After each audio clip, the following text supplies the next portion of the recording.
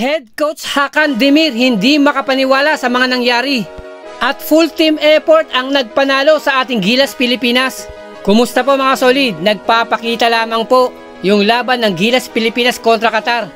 Na ito talaga ang target ni Coach Tim Cone, i-develop lahat ng kanyang mga Gilas Pilipinas players.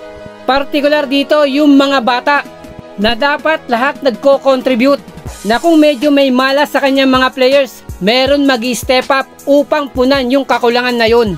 Gaya ng nangyari sa ating naturalized import Justin Brownlee na medyo inalat to sa una, pangalawa at pangatlong yugto ng laban.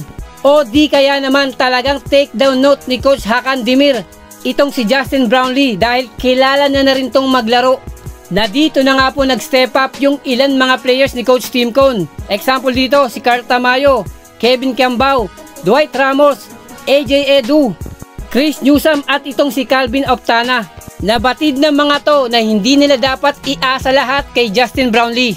Kaya nga po sa laban sila muna yung pumuno ng kakulangan na hindi maibigay sa first hanggang third quarter ni Justin Brownlee.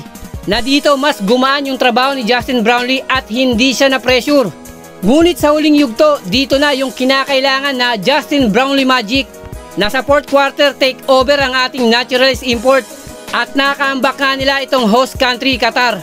At habang nangyayari yung comeback, hindi naman makapaniwala si head coach Qatar Hakan Demir.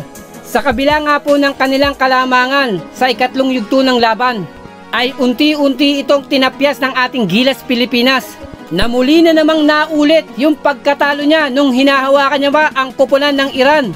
Na ang sakit lamang po, nasa kanila ang momentum from first to third quarter. Pero hindi nila hinawakan to hanggang matapos ang laban. Nabatid niya yung chemistry, familiarity at yung experience. Lahat ng Gilas Pilipinas players ay nasa mataas na level. Patunay lamang po ang laban na to na ang ating Gilas Pilipinas ay way ahead pa rin sa koponan ng Qatar. Maraming salamat po and God bless.